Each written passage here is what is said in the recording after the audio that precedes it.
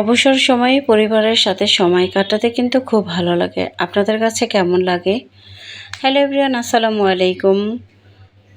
Friday, বিশেষ করে Friday বা যেদিন আমাদের বাচ্চাদের স্কুল বন্ধ থাকে, তারপরে হচ্ছে সব বাবারা ফ্রি থাকে, তখন কিন্তু পরিবারের সাথে সময় কাটাতে খুবই ভালো লাগে। এই জন্য অবসর সময়ে চলে আসলাম মাওলাবাজার গুদারাঘাট।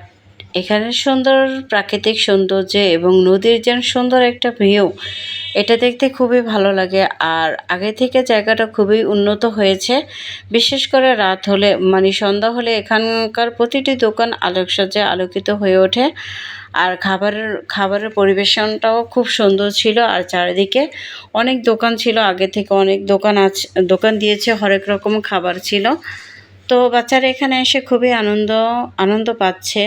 আসলে কি, এরকম নদীর পার, এক কাপ চায়ে হাতে, আর সুন্দর সুন্দর গল্পের আড্ডায় জমে ওঠে প্রতিটি মুহূর্ত, তাহলে কিন্তু খুবই ভালো লাগে।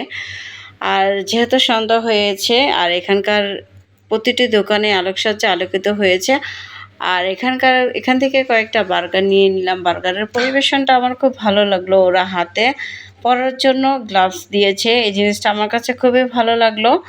আর চাটা নিলাম, চাটা অত ভালো লাগেনি, একদম বাজে লাগছে চা। বার্গারটা ছিল মোটামুটি। আর আমার বাচ্চা মাশাআল্লাহ, ওরা দুইজন এখানে খুবই আনন্দ করছে। আসলে এই ছোট ছোট এই আনন্দগুলো দেখতে কিন্তু খুবই ভালো লাগে।